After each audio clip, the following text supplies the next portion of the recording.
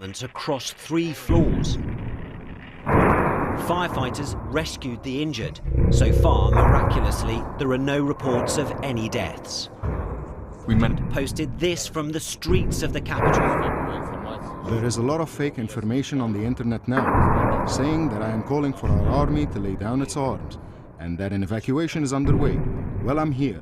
We will not lay down any weapons. We will defend our state, because our weapon is our truth.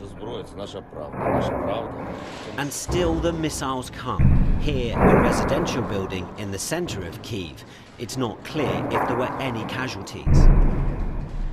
President Putin hoping that attacking Ukraine will encourage Ukrainians to overthrow their own government.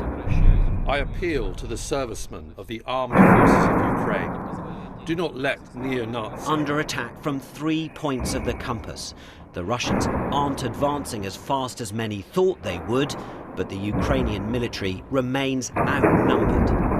In the central Ukrainian city of Dnipro, many have started to consider what until recently seemed unthinkable. Have not stayed to find out. Tens of thousands here crossing into Poland in the west. And on Ukraine's southern border, into Romania too. Kyiv's civilians now direct targets in their own homes.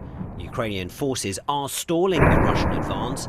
The fear must be that in an effort to break their resistance, President Putin may order a yet more brutal assault. Angus Crawford, BBC News. And let's go now to our chief international correspondent, Lisa Doucette, in Kyiv. And Lisa, as we saw in the headlines, the security situation is such that you and many others throughout the capital are having to take shelter in basements. What's the latest you're hearing about the situation above ground? Yes, the air raid sirens are sounding at regular intervals now, with a stern warning that civilians, residents of the city should take shelter.